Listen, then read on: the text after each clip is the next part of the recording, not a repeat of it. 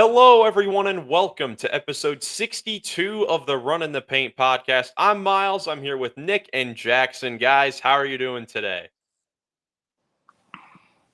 What's up, everybody? Doing good. Shout out to the Akron men's basketball team for having me this morning. I had a really good time watching their practice. Coach Gross was very welcoming. Coach Rob, thank them for having me.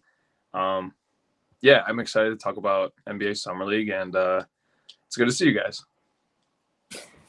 Yeah, it's good to see you guys too. It's been a while actually. I mean, we had a little off week.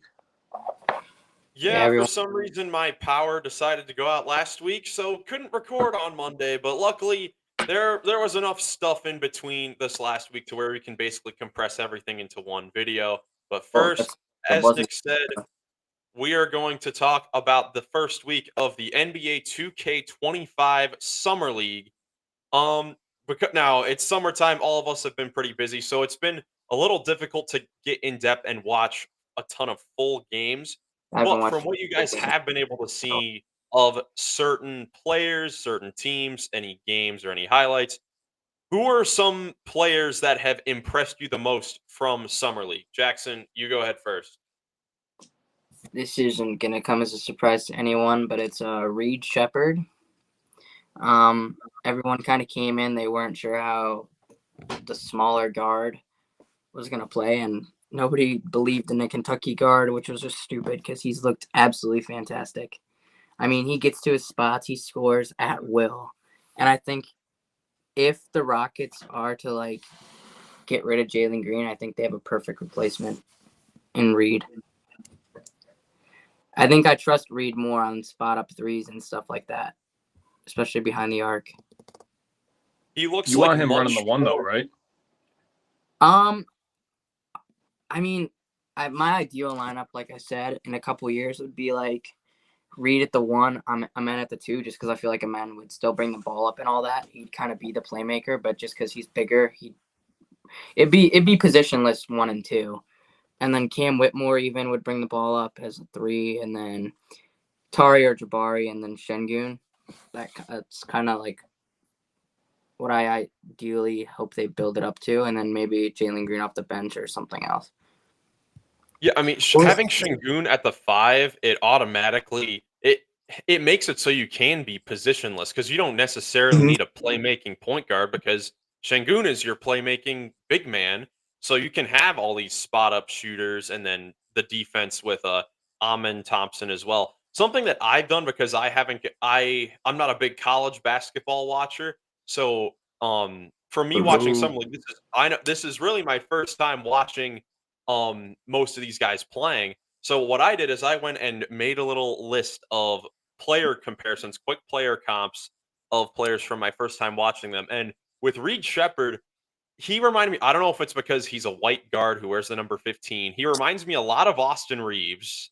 He does a lot, but if we're going old school and fits more of that build, I think a Mark Price is a decent comp. It kind of reminds me of similar players, great shooters, very solid in the pick and roll. A lot of grit, those two. What? All 3 of them have a lot of grit. Yeah. The hard-nosed guys that just play with a lot of heart. Yeah, he's been incredibly impressive. I mean, he's really shown that he can do everything offensively, and he looks like he can be a plug and play, type of guy on the Rockets while they still have their veterans. And with this first year with Fred VanVleet, he's still going to start there. But then maybe once these guys develop and they start to get their contracts and more experience, Reed Sheppard definitely a candidate to be in that starting spot in the next couple of years. Nick, how about you? What's another player that you would like to talk about? Let me just hit on Reed Sheppard real quick because with the Rockets roster, I think having him and Aman as the 2 kind of point of attack guys from the slot positions, if they stay spaced and stuff, it's going to be really hard to defend both of them on the dribble drive action because of the spacing that they would have as the 2 top point of attack guys. But the thing that does concern me is the shooting for Houston after that. If you want to throw Cam Whitmore and either Tari or Jabari as the 3 and 4, those guys have to be like lights out from the wing because of the fact that Amon and Reed are going to be getting downhill very often. And even I think I could see them signing Dylan Brooks to a smaller contract to be like kind of a plug and play starter / bench guy for the next couple of years. And I think he could be a really good spot up shooter because he didn't shoot that bad this year from behind the arc. I think he had an underrated year because of obviously all his villain antics. We saw him with like Devin Booker and stuff. But I mean, other than that, like he's an underrated offensive player at times. If he wants to play a good game like we saw against the Grizzlies, he's going to turn it up a little bit. Yeah, he's always been a guy that, he's known for his defense first and foremost, but he can on some nights get you a bucket if necessary. He can hit shots in the mid-range. He averaged 17 one year for the Grizzlies. That's kind of crazy to me because I don't think of him as like a 15+ point per game guy, but he went out and did that. Yeah, put up like 15, 16 shots per game. Like there was a year he led them in shot attempts with Ja Morant on the same team, and they were in the playoffs. So he definitely has that ability. I think Nick, with this Rockets team, I agree. I think going into this season, of course, we got a lot of time to preview these teams, but if we're talking things that scare me about the Rockets, I think the only two questions, honestly, about the Rockets are the 3-point shooting and then, of course, the experience, because this is a very young team. But the 3-point shooting, they were the 7th worst 3-point shooting team in the league this year. And they really didn't have a lot of guys that took a lot of threes either. It was really their starting backcourt, Fred VanVleet and Jalen Green. Mm-hmm. Fred VanVleet had a great year shooting the ball. Aaron Holiday was decent in limited minutes, but only guy that shot 40% from three was Reggie Bullock, who may stay there just because of the shooting, but who knows? I think that besides the 3-point shooting, though, this team is gonna have it all. Yeah, I think they're gonna be good. I still worry a little bit because I don't know. I feel like we do have like the perfect coach though. I think Ime Udoka is a perfect person for our rebuild or the second half of our rebuild, and I could see it being like the playing team. Yeah, phase 2 exactly. Definitely could be possible. But in terms of young cores, I feel like the Rockets arguably have the best in the league. It's them or OKC in my opinion. But I think OKC it's kind of getting. They might pass OKC because Shea's turning 25, and I think like 25 is kind of the cutoff, or he is 25 already. Yeah, it really depends on what cutoff point you want to get to as far as talking about young cores. Do you guys think go ahead, Nick. Do you guys think that Reed will crack the starting lineup this year at some point? Like he could in the do starting what lineup? Amen did last year. I think they'll start Amen over him, just because Amen brings that defense while also bringing that spark on offense, like we saw last year. Because when Amen got good minutes, he was arguably the 3rd or 4th best defender in the league in those minutes that he played. You can make a case for him even being over Rudy, but I think Vic's obviously won, and I could see Amen winning a Defensive Player of the Year if something like voter fatigue does happen for Vic, because at this point Vic's gonna win every single one unless voter fatigue kicks in. He's gonna go like 15 straight if he wants. Yeah, that's probably what you would think. I would tend to agree with that. That Amen Thompson will probably start to begin with. Just looking at his numbers, like the rebounding that you get from him, it's unbelievable. Mm-hmm. Like he repeatedly gives you double-digit rebounding games. He consistently gives you double-doubles. The only question is that shooting, just like his brother. Neither of them can shoot the 3 at all right now. And that's where the question will come in. If they feel like they do need more shooting, then Reed Sheppard can come in there. But I mean, it's not even a guarantee that Amen Thompson starts the year either. I don't think he will. I think it'll be the same starting lineup they use. It's gonna be Fred, Jalen, Dylan, Bari, and Şengün. What I'm concerned about a little concerned about is can Ime Udoka get them to the point where they can kind of integrate that pace we saw at the end of the year with Şengün at the helm? And I think they could, but I think they could also do kind of a hybrid, like some slow pace, some super fast pace, like they have with Jalen Green. Because that was the thing with Jalen Green. When Şengün played, he even on fast breaks and stuff, he didn't really have that drive like that. He didn't seem to want it as bad. But when Şengün got injured and he realized like, hey, this is like my team right now, he turned it up. Yeah, Jalen Green. It's kind of Jalen Green is an interesting type of player because you look at his season last year statistically, 19.5 points per game, 5 rebounds. But we know from watching, those numbers were kind of inflated from that month Super after Şengün got injured. Because that month, like before that month happened, he was literally putting up pretty much identical numbers to Jordan Poole.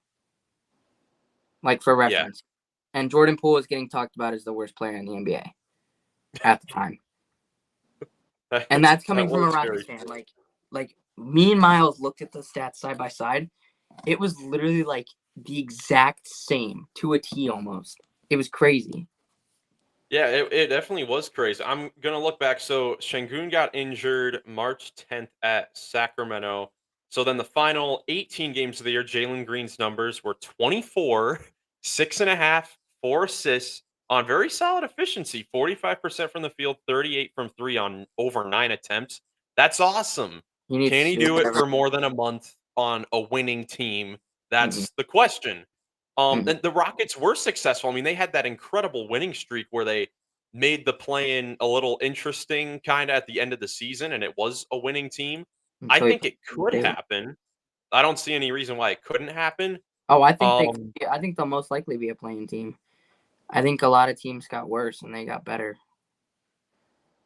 Because the only teams that I look at that got better this offseason were like those top tier teams besides the Clippers. So I think they are a better roster than the Clippers right now. Top to bottom. Yeah, it's just any of those lower teams in the Western Conference from last year will have a shot. Besides them and San Antonio. Utah and San Antonio, and probably Portland, but I don't know. So I looked at the I opening. could see San Antonio being like a playing team with Chris Paul. I don't think that they would want to though. Yeah, they won't. I don't think that they would want if they get Coop and Victor, we might just have to call it wraps. I think let's talk about the Spurs a little bit more. Talking about Summer League, let's talk about Stephon Castle because he's looked pretty good. He only played one game in the official Vegas Summer League, but he played some in the California Classic, and he looked very impressive. I was very the thing that I took away from him was how he's very good at playing at his own pace, offensively in the pick and roll, and he was very impressive on that end of the floor. And then we know he played some high level defense as well. During his college career. So I think that was a great pick by the Spurs and that this will be a great first year of developing for him and for that team. Yeah, they just need to get him working with Tony Parker, and I think he could become a franchise point guard like Tony was. Yeah, Castle was the most outstanding player of the NCAA March Madness tournament last year. The whole tournament, he was the most outstanding player. Yep. And like you said, Miles, he's a guy who's very intentional with his dribble. He's not going to make a ton of mistakes. He's going to get the ball where it needs to go, and he's not going to be selfish about his own buckets. And Chris Paul is the perfect mentor for that. And I think he's got a very bright future, especially in the organization that he's in with the coaching staff that he's got. These first 3 years should be very telling for what we'll see from him the rest of the career. Like defensively. So if you're talking, Jackson, you're already talking about Wemby's just being incredible. Stephon Castle, from what I've seen of him on both ends of the floor, I talk about my player comparison that I listed for him was Drew Holiday. If he can be Drew Holiday and Holiday and Wemby, that's unbelievable defensively. That would be and I'm saying if they get Cooper next year, it's over.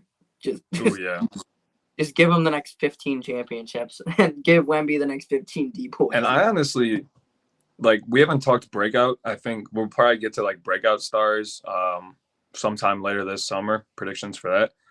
My first guy is going to be Devin Vassell. He's ready to be a number one scoring option.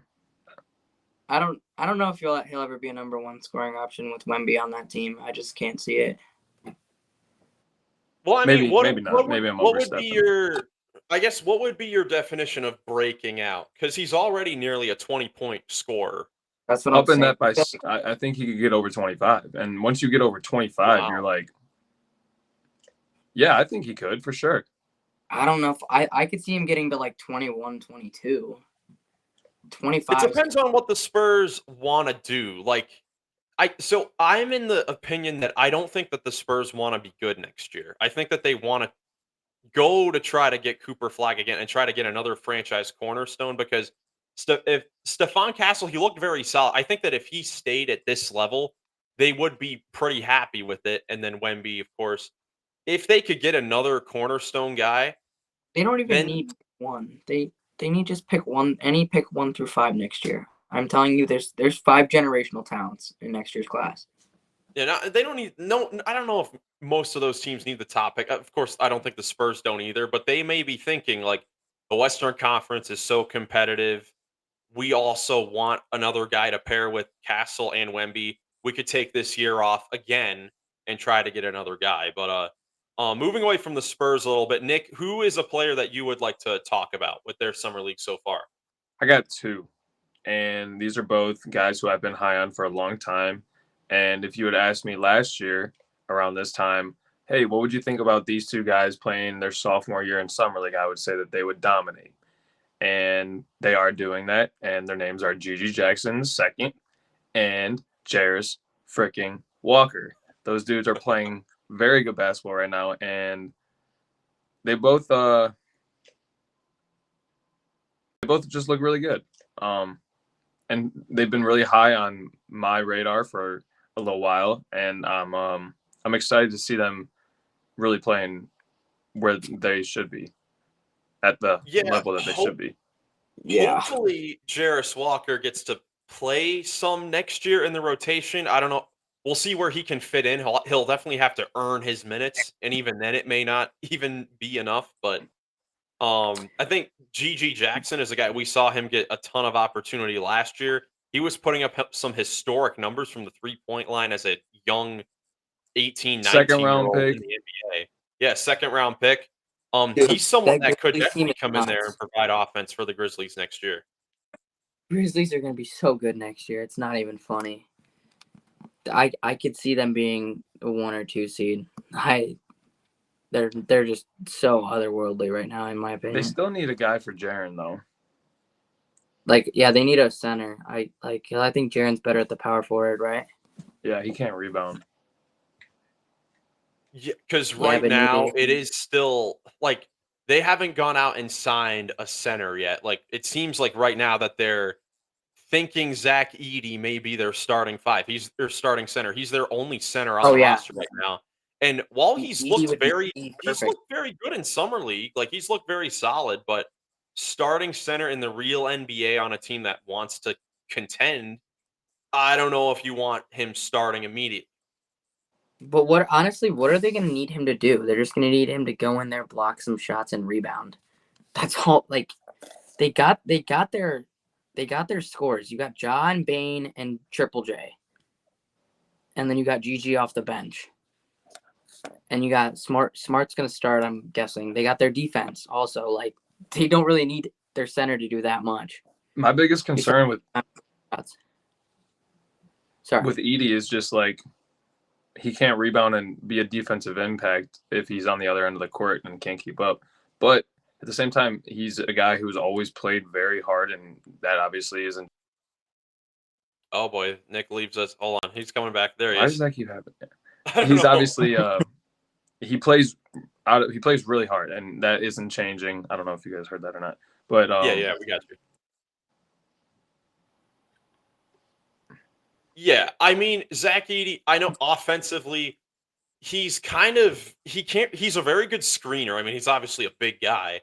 I mean, the Grizzlies, they're definitely more of a grit and grind. I mean, they're obviously the modern day grit and grind. I think that if we saw Steven Adams work with this team, Zach Edey could work in a couple years. Yeah. I mean, and even this first year, he might be ready his first. Yeah, this is definitely a way better team now. Next guy we'll talk about is, I guess, the other big center that was taken at the top, and that Donovan Clingan for the Blazers.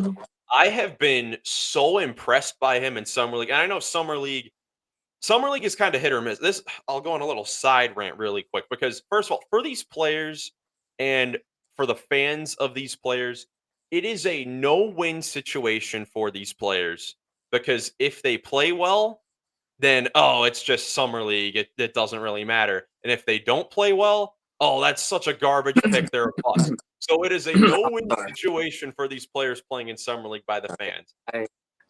I got choked up for a second. My bad. But, oh, geez, Alex. See, Sarr has been good defensively. Offensively, not that great. But look, Donovan Clingan, I've been so impressed by him. Obviously, we know about his defense. I've been impressed with his offense and what he's been able to do passing in the short roll. And he's even shown the ability to knock down the three a little bit. Like, if he can do that, that is huge for the Blazers. And that shows why he's a guy that so many teams try to trade up for in the draft. If he can block shots, be a passer and a spot up shooter at the offensive end, huge pick for the Blazers if he can do that stuff. Yeah, I mean, he's and everything too. He's been absolutely just dominating the painted area with 12.3 rebounds in 25 minutes and 4.5 blocks in 25 minutes. I mean, that is pretty jarring numbers. One thing that does stand out, though, is he's only shooting 27% from the field right now. And I know it's summer league, and that's kind of like what it's for, is to like figure out, is this going to be my game in the NBA or not? And he's, like you said, chucking up some threes and stuff. That's really not his bread and butter. No. But the 12.3 runs and 4.5 blocks in 25 minutes you can't really ignore that. Yeah, Donovan Clingan, it looked like some of his offensive rebounds were kind of just him just throwing up some shots after he gets rebounds because he's close to the basket and getting his own rebounds. Kind of like Andre Drummond a little bit. And that's why his efficiency is so low right now. You're at 27.5%, not good for a center. But I mean, stats, really that's another thing in summer league. You kind of can't really look at stats a whole lot unless it's like rebounds and assists and block shots. Like as far as field goal percentage, you kind of have to watch and be like, all right, is this guy taking the right shots or shots that he's comfortable with taking? Like Alex Sarr in that 0 for 15 game, there were some shots where I don't think that it was his sort of shots, like some off the dribble threes, but there were some shots that he just missed that I thought were good shots. That's like kind of the stuff you have to watch out for. Bronny's a generational talent. He just needs to start playing comfortably. I'll throw one more guy out just because he's another one of my favorites, and he's definitely lumped into the same pool with Gigi and Jarris. And that's Yves Missi. I mean, it's been really fun to watch him get up and down and run from rim to rim and just have an impact on both ends of the floor. I saw him really get up for a really cool highlight dunk lob this first week of Summer League. And the Pelicans are kind of in a weird spot, and he's definitely going to have a role, it seems, pretty early on in their season. So definitely someone to watch for because he's going to be getting minutes. And kind of like you said, like, it's kind of a lose-lose. If he plays well, like in the NBA, in the regular season, if he plays well, it'll really, like, he'll catch fire and, like, people will notice. But if he plays bad, like, he'll probably disappear pretty quick and lose his minutes. Yeah, it's just going to be tough for him to lose his minutes because obviously they don't have any centers there in New Orleans. Yeah, they just don't. He'll have the opportunity there to have an impact on both ends of the floor. Before we move on, well, I guess quick shout out to some guys who have been killing it. Matas Buzelis from the Bulls has looked incredible. Dalton Connect, we talked about him being a huge steal for the Lakers. He's looked awesome as a shooter for the Lakers. The Timberwolves guys, Rob Dillingham and Terrence Shannon Jr., they've been so impressive. I was talking about it in the pre-pod lobby with Nick. Dillingham, on my player comparison, I compared him to Kemba Walker, Brandon Jennings, Tyrese Maxey. He reminds me of all those guys. He's got so many moves in his bag already. And you know where he went to school? You know where he went to school? And you know where he played guard at? Kentucky. So I really wanted him to end I'm up. not betting against him. I'm not betting against any Kentucky guards, dude. I wanted him to end up next to Ja in Memphis. They went with Edie. That would have been so unfair. It would have been so unfair. I would have liked to seen Reed Shepherd and Amen versus Ja and Rob. That would have been nuts. Amen's clamping both of them up at the same time. So yeah. I guess. Oh, also, I mean, the number 1 pick, Zachary Ricochet, got to see him play. I think 1 or 2 games. He looked pretty good. I really didn't. He looked pretty good. He got to show a little bit of everything. I mean, the first thing that I noticed with him is, I mean, just his length on both ends of the floor. On my player comparisons, he reminds me a lot of Franz Wagner, just a little taller, because he looks like he can do. I mean, like I keep saying, he can do a little bit of everything. He can space the floor. He can drive the ball, finish with either hand. He can play defense. Is it not your big number? Or what'd you say, Jackson? Is this jump shot going to disappear in the second half of the year too? No. Like Franz? I mean, he's only a rookie, but even though he's not, like, people are gonna clown on him for being the number 1 pick because he doesn't seem like that number 1 pick type guy. But if he can be that type of connector for the Atlanta Hawks, then that's huge for them because they could get back to where they kind of want to be. They've taken a step back the last 2-3 seasons after that Eastern Conference Finals run. This could be a step forward to maybe get back to where they want to be. Well, they got what's his name? Dyson Daniels. It's a franchise-altering player right there. Hey, Miles, have you got the chance to watch Ron Holland at all? That's who I was. Yes, I have. I have gotten to see Ron Holland. He is athletic as heck, man. He had some crazy finish. Though I don't know what their starting lineup's gonna look like with him and Asar. They're gonna have no spacing, and Jalen. They're not gonna be able, like, they're gonna average 12% from 3 per game this year. They're not gonna have Ron and Asar start together. I mean, I would guess that they would start Asar from day 1 because they have Tobias there at the 4 to shoot now. Dude, I forgot he existed too. I know he's just a guy that you forget is out there. He's getting paid so much money. Didn't he get paid $26 a year? Yep. Yeah, 2 years, $52 million. I still think it's a decent contract because it's before you have to pay everyone. Should have given it to Miles Bridges. Should have given. Well, Miles Bridges, what did he get? 3 years, 75, something around that. It was 3 years, 75. Yeah. Anything else from Summer League or anything else you guys want to mention about Summer League before Hornets first round pick? TJ and Salon. Salon. Salon. Very energetic player. Well, they said it was a surprising pick, right? Nobody expected them to pick Salon. I had him at 6 in my mock draft. I expected it. He always messes with me in 2K every time I import this draft class. He tears me apart. Reminds me a lot of Aaron Gordon, kind of. He's an athletic, energetic player. That was the big thing that just stood out to me was the amount of energy and the passion that he brought to the game with the Hornets. The Hornets, I don't know where they will be projected in the East this year, but just the fact that they have gotten Brandon Miller, Salon, and their whole roster was at Summer League, and their new head coach looks awesome. Besides LaMelo. LaMelo, I think, was at the Summer League too. I mean, they were just at the Summer League. He was riding his go-kart, dude. He was riding his go-kart on his roof. All right. That's fun.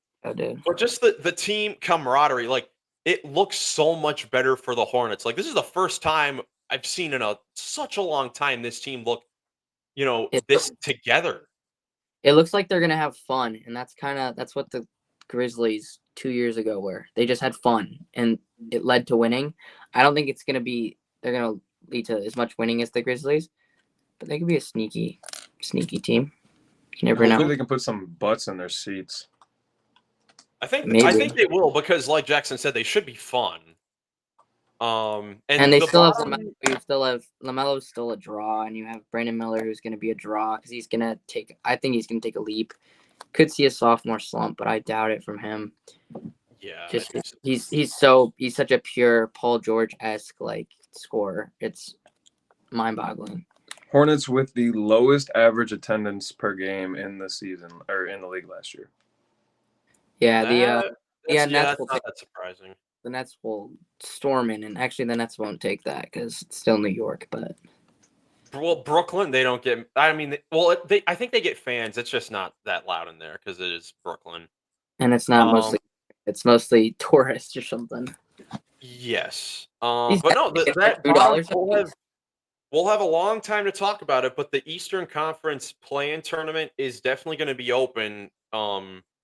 Considering that it was the Bulls and the Hawks at the lower end, and they both made moves where they could both get worse. So there will be an opening for one of these teams to jump Hawks. up into that spot next season. Charlotte, Detroit, Washington, Atlanta, Not Toronto. Toronto. Yeah. Oh, Atlanta maybe. was in it last year. I don't think Toronto's going to be that good. They have Scotty. I would honestly pick Charlotte. I like Toronto's core though, but I really like Charlotte. Charlotte would probably be my pick at on July 18th, 2024 to jump up. Definitely could change. But I like the Hornets. I like that the vibes are good. And that's a good baseline. It's higher than they've been, I yeah, think, 'cause probably since they've gone back to being the Hornets. So, they were Yeah. close to GFF, dude. They really were. Yeah. But I mean, yeah, I think top's going to be like the Knicks. Which, speaking of the Knicks, Mr. Paycut. yeah, let's go ahead and Brunson. talk about that. Let's talk about that. So You Jalen like that Brunson, transition right there? this happened like probably the day after our last episode, but Jalen Brunson signed a 4-year, $156 million extension with the Knicks, which was $113 million less than what he could have signed, which is just unbelievable that he would do that. I still can't believe he ended up doing that. How can anybody hate this guy? He's so likable. What I really find impressive is the fact that I heard a lot of people pointing out this would probably been in the works, like a chess move before the Mikal Bridges trade was made. Like it was contingent on Brunson accepting a pay cut to make that trade because they would obviously be running into a lot of luxury tax and sex really and stuff did. in a couple of years. In a couple of years, maybe, but like, dude, their contract situation, it's in terms of contracts, they have the best run organization right now. I mean, Oh, really? There's still Mikal- a Julius Randle on their roster. yeah, but he's only making 30 M's. That's not Okay. terrible, for Julius. That's fair for Julius, and I'm Yeah. the biggest Julius hater on the planet. Although I do like him a little more now because I watched a video that Jesser just posted. He spent 50 hours with Julius Randle, and I saw a video of him with his son. His son was frustrated about his teammate not passing the ball, so his son, like 5 or 6 years old, walked over to his teammate who was being double teamed on the 3-point line and just hugged him and tackled him. That's what Julius can do next year. And then Julius Randle come into the shot.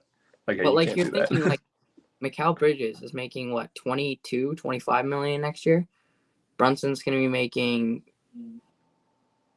let's do some math, 37. Let's see. What is his contract? Currently? 37, I think. So he'll be 25. He'll be at 25 next year, and then it'll kick in 2026. Yeah, and then Julius at 30. OG got a bag, right? It was like 5 years, 212. Yes, he did. So I mean, they'll be a little over the luxury tax, but like honestly, It's worth it. Not terrible though. Like it's really, especially because even when Brunson's pay cut comes in, like they'll still have money. They'll still be able to get their role players. Like they were able to sign Deuce last year, which again, another smart deal that they made because they're barely paying him anything. Yeah, they also signed Cameron Payne this week, which I found a little strange. Not bad. I don't know. I mean, Brunson did get injured, so he might not be 100% next year.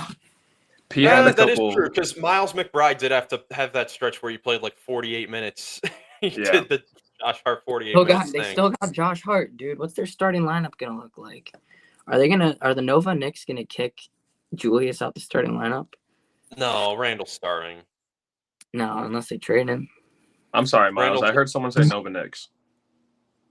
Oh, Nova Knicks. Where's the graphic? Oh yeah, the graphic. Where is that thing? Where's the graphic? Anyways, We'll have to have a counter of how many times I show this thing this season. I mean, it's crazy. Like, it honestly, it makes sense. Like, that's so smart. Like, it's I good don't think teamwork. that I think that Randall. I mean, Randall. He was an Randall all-star last year.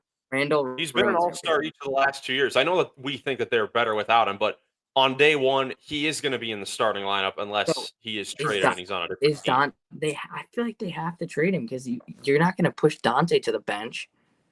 But you're starting line. You're not going to push. You think they won't? No, I think they will push Dante to the I think bench they to will, start. but they shouldn't. He shouldn't. He's not a bench player anymore. He proved last year that he's a starting caliber player. Miles, why'd you have that reaction to the campaign thing? He had a couple, like, he's been in playoff moments, and he's had 25-point playoff game, dude. He had a couple good moments with Philly last year.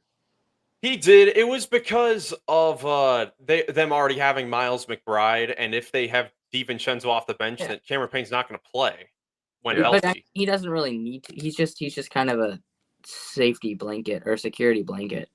Yeah, he's a break glass in case of emergency situation. But so what's their starting lineup going to look like? Then it'll be Brunson, Bridges, Anunoby, Randall, and Robinson. That's a good starting lineup. And then very the bench good starting five. I think I have in here McBride off the bench. You got DiVincenzo, who would be the backup 3. This is it before. This was before Hartenstein left. This was their depth chart before Hartenstein left. If they re-sign Achua, that's a really good team, dude. That's such a good. Still, arguably probably the best bench unit in the game, in the league. Because still not better than the Celtics. I think they could beat the Celtics in a 7-game series next year. They could. They would definitely have to prove it, though, 100%. But the Knicks will have some decisions to make for sure with their contract situations. I was going across and I found this article from NBA.com about players that are eligible to receive contract extensions this summer. And of course, you have a bunch of players from the 2021 draft that can sign their rookie scale extensions with their current teams. But veteran extensions, you've got Lauri Markkanen from the Jazz, who is a key name that could get moved, even though the Jazz are asking for everything from specifically the Golden State Warriors to try to get Lowry to the Warriors. You know, Danny Ainge, he's never lost a deal. He's always going into deals trying to finesse his way through. The Warriors called and they're like, we're only picking up the phone if you offer us Steph Curry and 4 first-round picks. It was like they offered the Jazz asked for all of the young guys and first-round picks and swaps. No, that's not going to happen. But Lauri Markkanen is not Paul George. Brandon Ingram, who we've talked about before, he's probably the biggest one known out there. And then the 2 Knicks players, Mikal Bridges and Julius Randle. So we know Mikal Bridges is in the future for the Knicks, considering all the draft picks they traded for him. Julius Randle, we don't know. We don't know how he will fit on this team, because they did play better without him. I mean, they were 1 game away from a conference finals, and they were the 2 seed in the East. Without Randle being there, so that is a decision that they will have to make. I think they could make it work. Like I said, I don't hate Julius as much anymore. I understand him now. He's just he just wants to be appreciated, so I'll appreciate him so he plays better. But he better play defense. That's all I gotta say. Actually, he doesn't even need to play defense next year. I'm so stacked defensively. I mean, McCall and Anunoby alone, and Brunson's a super underrated defensive guard. Yeah, for a star, he's a very, very solid defender. So now let's go to, I guess, the other free agent signing that happened this week. Little lower tier, but another team in the top of the East making a big move, and that was Gary Trent Jr.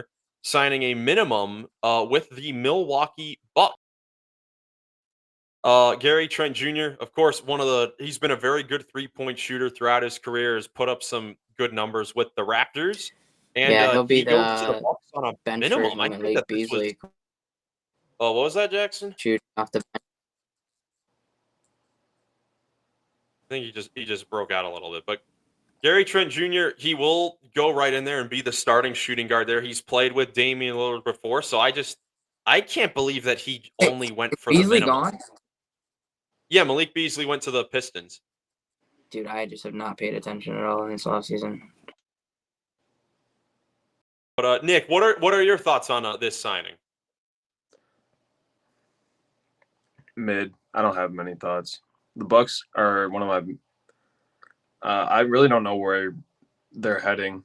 It's all going to come down to Dame and Giannis and whether or not they can make it work. And they didn't last year. They really haven't proven that they can play better. So Gary Trent Jr. is just like a piece to a puzzle that hasn't been figured out yet. Yeah. I mean, the Bucks, of course, last year was a bit of a rough season. Of course, they fired their coach midway through the year. They brought in Doc Rivers. But it was only the first year of Damian and Giannis. I know there are a lot of teams and duos that it doesn't work the first year. They can come back the next year and they have it figured out. I think that the Bucks, they've done a solid job of getting players without having much room to work with. I mean, this Mm. offseason with no room at all. They've gotten Gary Trent Jr., Torian Prince, and DeLon Wright. None are huge names, but they're solid role players that fill the gaps for this Bucks team and are at least a little bit younger because that's been my thing with this Bucks team is that I hate how old they are. They weren't going to get it done if they just kept this old team together. But now they have some guys that are a little more youth, a little more speed that can help this team out defensively as well. So I think that it's solid. Nothing huge, like you said. We'll see. Jackson, he blurred out a little bit. Okay, he's still out. Yeah, Um, definitely solid. Kind of reminds me of the theme that we were talking about with the 76ers building out their roster. Just another good move that is in the right direction for a team that's looking to get to the conference finals. yeah, this is a team that's going to be right at the top of the Eastern Conference. Most likely, you would expect maybe them still being old at the top could hurt them a little bit. But I think that they've had a solid offseason for not having a whole lot of room to work with. Moving on, next bit of news that happened today, news that was announced. The LA Clippers traded Russell Westbrook and a 2030 second round pick swap along with cash and draft rights to an international player for Chris Dunn on a sign and trade. Chris Dunn is going to the Clippers for 3 years, 17 million. Russell Westbrook is going to get bought out by the Utah Jazz. Second time in the last 18 months, he's getting salary dumped to Utah to get bought out. And then after he clears waivers, he's going to sign with the Denver Nuggets. Nick, what are your thoughts on Westbrook going to the Nuggets? I don't know. It's kind of hard to watch such a premier face like Russ get bought out twice in 18 months. Like it just leaves kind of a bad taste in your mouth after watching him win an MVP and just break the triple double records and dominate in the way that he did. It's kind of like he's closing in on the twilight years of his career, and hopefully he can have some success in Denver playing alongside the best basketball player in the world. But it's not, like I said, it just kind of leaves a bad taste in my mouth when he's getting like passed around and having to get bought out. And I don't know. Do you share that sentiment? Yeah, it does kind of suck that a guy like him is kind of being thrown around like this. Like since Oklahoma City, where I thought that he would be a lifer for his whole Right. career. Let's see. So since then, he's played for Houston, Washington, the Lakers, the Clippers, and now he'll play for the Nuggets. So that's 5 teams over the last 5 years since being traded from OKC. And so he has kind of turned into a journeyman player. And he's always been a polarizing type player for fans. He's a player you either love him or you hate him. There's not really much middle ground for Russell Westbrook. I've been a guy I've really liked Russell Westbrook. Sometimes he can definitely be frustrating because um he's very, very confident. So because of that, he'll shoot some shots that he thinks he can make when he really shouldn't be shooting that shot. But I mean, just going off of that stuff, I think that as a player, I mean, last year he was still very solid for the Clippers. Pulling up his numbers here, he was still arguably the best backup point guard in basketball, Mhm. at least top two, putting up the numbers 11, 5, 4.5. He was still good for the Clippers.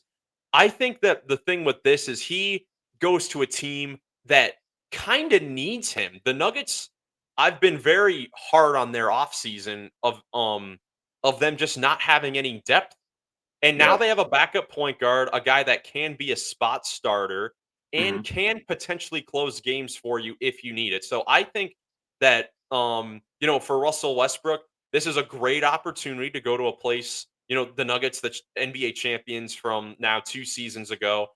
This is going to be the best chance for him to get a championship. Yeah, definitely. Not necessarily a replacement for KCP, but someone who definitely helps fill that gap, fill that void. Um, what do you think about the Clippers getting Chris Dunn? So honestly, I really like it. I think that Chris Dunn, he's a player that's had a rough career. He was a number 5 pick, I believe, back in 2016 for the Timberwolves. Really didn't pan out a whole lot. He had a couple solid years for the Chicago Bulls.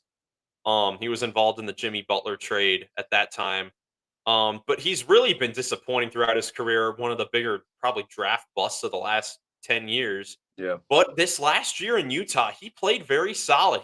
Was a gritty defensive player, was able to run pick and rolls very solidly. And I think that he fits the Clippers enough. Like the Clippers, of course, they lose Paul George for nothing. Now they lose Russell Westbrook, Right. who they were looking to trade, but this is still a solid team. I think that Chris Dunn is going to be a good backup point guard. The Clippers are in a situation where, as far as their backups go, if you want, they have versatility with their bench. If you want defense and just solid offensive play, you go with Chris Dunn. If you want a guy that's going to be out there to score, jack up shots, and create that way, you go with your boy Bones Highland. They have versatility from their bench, and the Clippers, while they did get worse with losing Paul George, they're definitely not a bad team. They've got James Harden and Kawhi Leonard leading the top, and while they're at their later stages of their career, I'll still take that over, not having those two. Yeah, I think Chris Dunn can really help facilitate the ball there in LAC, um, especially if like Kawhi does go down. They're gonna need another option to have the ball in their hands, and like you said, Bones Highland's a guy who can chuck up a lot of shots and miss a lot of shots, but Chris Dunn is a bit more intentional and a bit more of a playmaker. And I think that he does mold well, especially next to Harden. And like I said, if Kawhi goes down for any extended period of time. Yeah, it definitely works. Like they can throw out defensive only lineups with like Chris Dunn, Terrence Mann, a solid defender, Derek Yep. Jones Jr., Kawhi, and Zubats Zubat. at the Yeah. 5. And then if you want to go offensive, you can go with a Harden at the 1, Norman Powell at the 2, Kawhi. Zubats is probably going to be your 5 regardless. But they have shooter that Nick Batum is now back in LA. Like Right. they have versatility with their team, and that's really good that you're able to throw a bunch of different things out there. You can change your look offensively. I don't know how they look in the Western Conference compared to all the teams that did get better. But I don't think that they've had a brutal off season. We may do a thing later where we grade all the teams off seasons. The Clippers, they have, with moves like getting Chris Dunn, Derek Jones Jr., it saves them from having like a D minus F Right. off season Yeah. when it I would definitely put them could at a have been C. the case. Yeah. Yeah, probably C. C plus. Probably C, C plus there. One last thing with Russell Westbrook going to Denver. I like this too because um I mean he probably will be their backup point guard, but I personally think you may disagree with me on this. I think that he could close out games for the Nuggets if they need to, because Me personally, Jamal Murray is someone that I've always seen as a natural shooting guard. He's just been Okay. placed in that point guard position. But I think that Jokic being there as the playmaker, similar to what we were talking about with Şengün for the Rockets, you kind of can have a lineup where Jamal is your 2 and he can space as a shooter with Russ at the helm. When Russell Westbrook gets off the ball, that's where things can get a little shaky with him, but I think that there's a world where he could close games. I don't know. What do you think about that? Yeah, I mean, Jamal, Russ, MPJ, Gordon, and Nikola Jokic is a great closing lineup on both ends of the court. So I definitely agree with you. Yeah, the bench. There are definitely still going to be questions about their depth, but I think Westbrook to Denver with them not having much room to work with, similar to the Bucks not having a lot of room to work with. You get a a future Hall of Famer, former All Star, former MVP. I think that it'll work out very, very, very solidly. I want to see Moving Russ on. back in deep and like make another deep playoff run because Russ in the playoffs, like you said, he's a polarizing figure, but he shows a lot of emotion on the court, and when people are watching, it's he doesn't hold back. He definitely does not. We saw him this season in the playoffs. He was horrible in the Yeah, playoffs. But yeah, he even like was. just a season ago when he first got to the Clippers, he was amazing in the playoffs for the Clippers. 23, 7 and 7. Like he is still capable of those high stat games. Like even near the end of the season when he needed to start 16, 15 and 15. He can still do this stuff at now he's 35 years old. Um, I would love to see Russell Westbrook back deep in the playoffs too, because it is kind of crazy to think that since 2016, the final year of Kevin Durant being in OKC, Westbrook has only made it past the first round once, Yeah, that's and that almost a was the 10-year 1 year in drought. Houston. And hopefully he can end that drought with Denver. It is weird to think about that over the last 8 years, he basically hasn't made it out of the first round. Yeah, that Um, is strange. Definitely strange, but definitely. I mean, I've been a big fan of him throughout his career. Yeah, He's there's no just one always like been him. kind of I fun to mean, watch. There hasn't really been anyone like him. I yeah. mean, triple double machine in his prime. Just a very very good player. Glad to see him going to a team where he will have another chance to compete for a championship. Moving on, let's talk about the NBA in-season tournament a little bit. The NBA Cup group draw was revealed. I have all of the groups right here on the screen. The 6 groups, they were revealed randomly. What are your first impressions about each of these groups? Well, what you had said on the last episode or a previous one was whoever gets Memphis in their group that's going to be a daunting group, and the fact that the Spurs and the Jazz are in the same group, and neither of those teams got paired with Memphis, along with the Blazers. Like the bottom 3 teams, none of them got paired with Memphis, who was the odd man out in the sort of bottom of the Western Conference. And so that West Group C is just unbelievably tough because of the fact that the Spurs and the Jazz are together and the Trailblazers are up top in Group A. That West Group C, I mean, you could pick any one of those teams. Like we saw the Pelicans advance to the semifinals last year, and now you have the reigning Western Conference champion, the reigning NBA Finals champion before that, and the Golden State Warriors and the Memphis Grizzlies in that group with them. Anything could happen there. The other thing that really stands out to me, I don't know, Miles, do you want to add on to that before I get? Yeah, West Group C, like it is unbelievable. Like the worst team in West Group C on paper is probably the Golden State Warriors, and they have Steph Curry, who Yeah. is he can win you any of these games on any given night. So West Group C is definitely unbelievable. That is going to be a dogfight. The winner of that group, it honestly may come down to luck of the draw with the schedule and who plays each other at home. Yeah. That may be the determining factor in that whole thing. But West Group C is definitely incredible. That is going to be a dogfight in that group.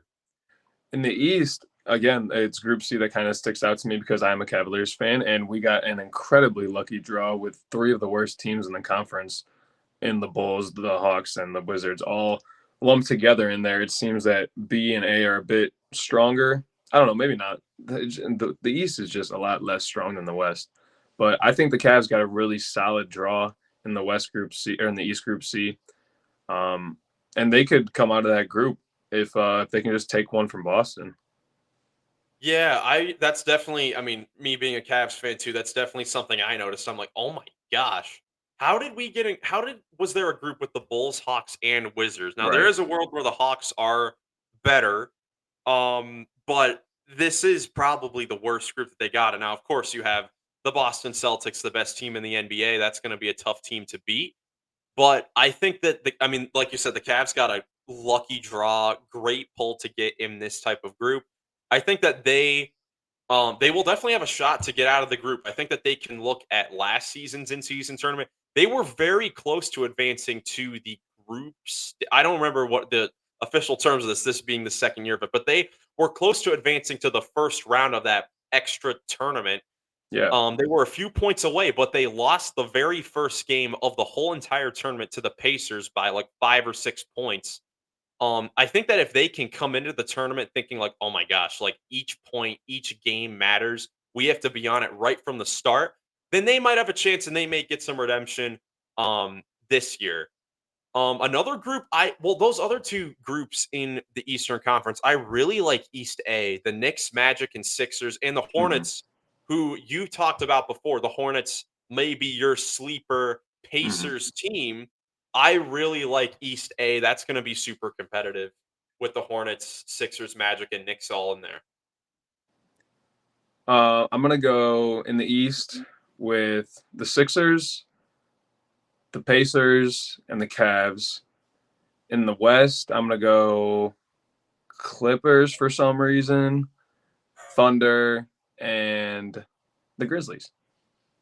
Yeah, so the cool thing about this tournament, so you've got the three top teams from each group, but then you have that extra fourth team from that point differential. So there is actually a fourth team in here in each conference that will come out of it. But group wise, I don't know. I'll start with so the early predictions, Western Conference, I'll go with the Rockets from West Mm. Group A. I will go with the Rockets since Jackson is not here with us anymore.